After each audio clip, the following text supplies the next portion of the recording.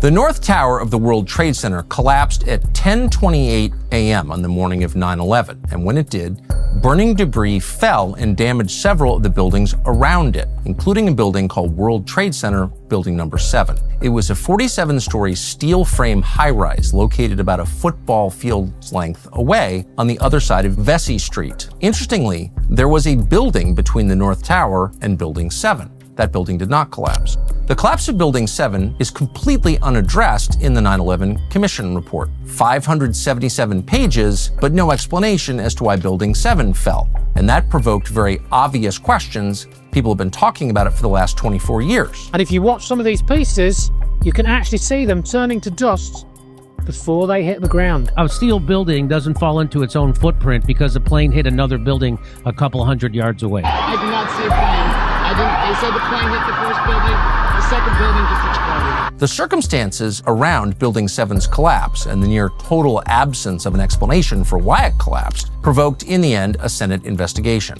Start with Building 7. Again, I don't know that you can find structural engineers that would say that that thing didn't come down in any other way than a controlled demolition.